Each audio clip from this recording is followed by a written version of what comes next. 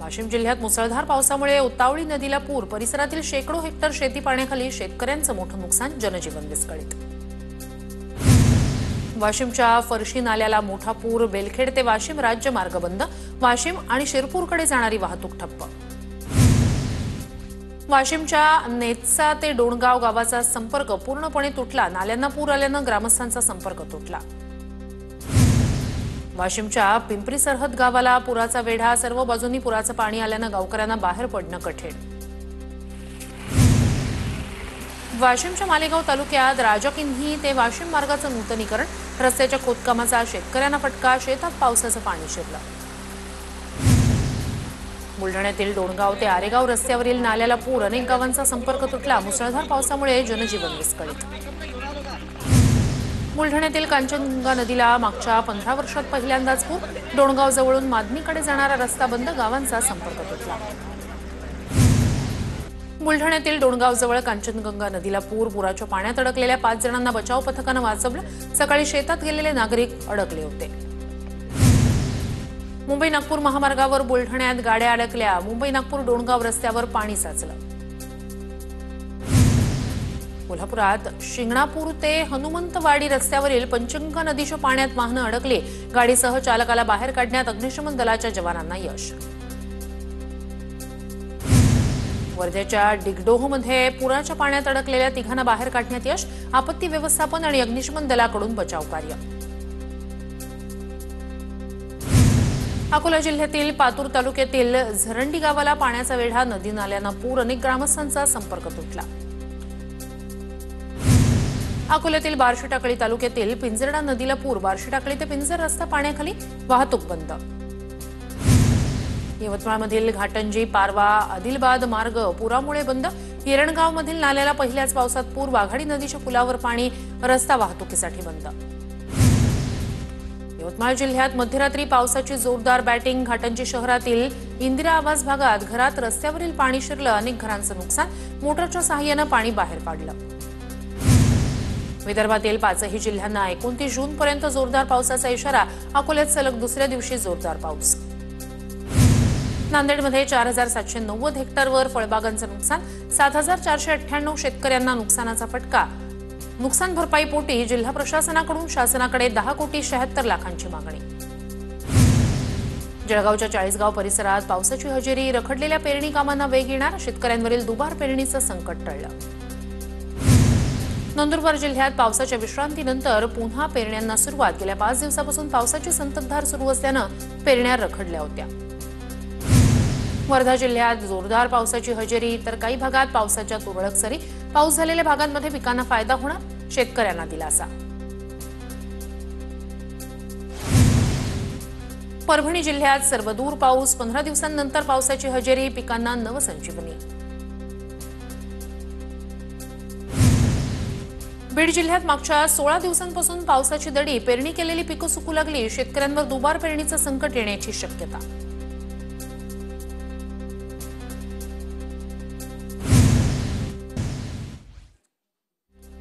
नाशिकमध्ये 5 दिवस कोसळलेल्या पावसामुळे भाजीपाल्याचे भाव कडाडले, वाटाण्याचे भाव 200 रुपयांवर, मेथीची जुडी 60 रुपये, तर दुधी भोपळा दुप्पट महाग, गृहिणींचं बजेट कोलमडलं।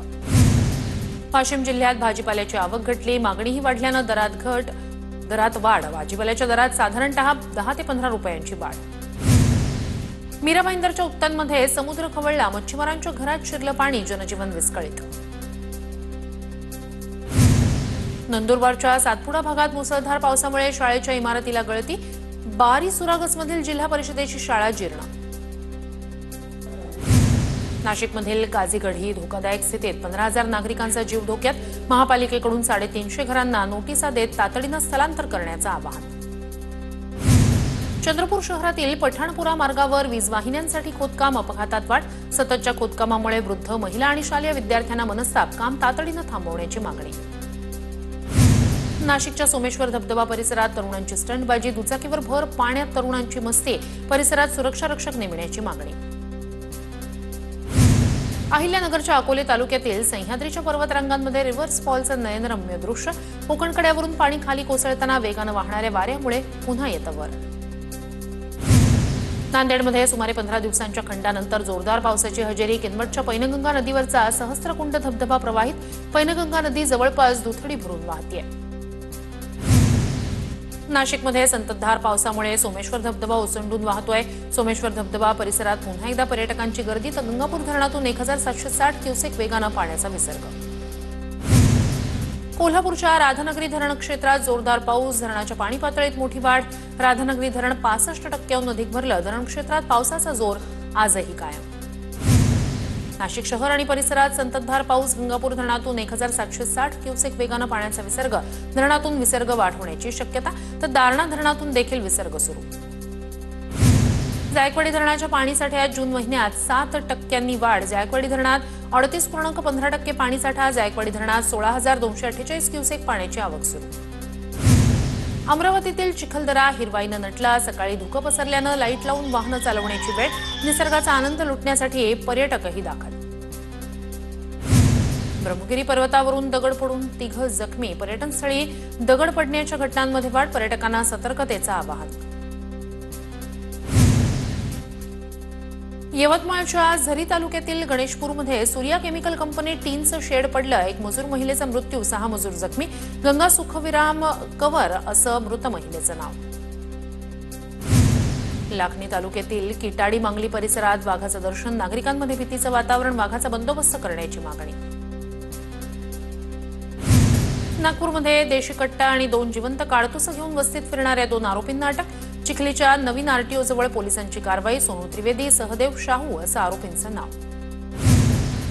इचलकरंजी शहरात पूर्व वैमनस्यातून एकाला लाथाबुक्क्या आणि दगडांनी मारहाण. पृथ्वीराज विजय जाधव जखमी. रविकांत घोलकर, अमोल उर्फ रवींद्र शिवाजी कामते यांच्यावर गुन्हा दाखल. इचलकरंजी शहरात सायन्स इंजिनियरकडून गावठी पिस्तुलासह 4 जिवंत काडतुसं जप्त. अंकित सुभाषचंद्र केसरवाणी याच्यावर गुन्हा दाखल. शिवाजीनगर पोलिसांनी ताब्यात घेतलं. बीडमध्ये बिल पुढे पाठवण्यासाठी 80,000ची लाच मागितली.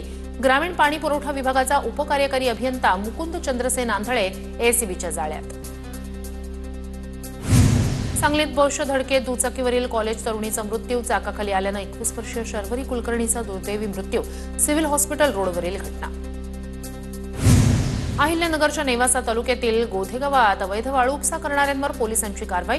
75 लाखांचा मुद्देमाल जप्त. 9 वाळू तस्करांवर गुन्हा. 1 जेसीबी आणि 6 ट्रॅक्टर पकडले.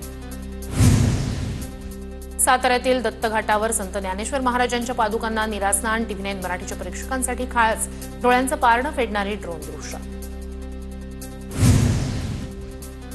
सातारा जिल्हा प्रशासनाच्या वतीनं संत ज्ञानेश्वर महाराजांच्या पालखीचं उत्साहात स्वागत. माऊलींचं पुढील 4 दिवस जिल्ह्यात मुक्काम. अधिकाऱ्यांसह लोकप्रतिनिधींची हजेरी. गजानन महाराजांच्या पालखीचं धाराशिव शहरात मोठं स्वागत. 3 दिवसापासून महाराजांची पालखी धाराशिव जिल्ह्यात. पालखीची 56 वर्षांची परंपरा अविरत सुरू.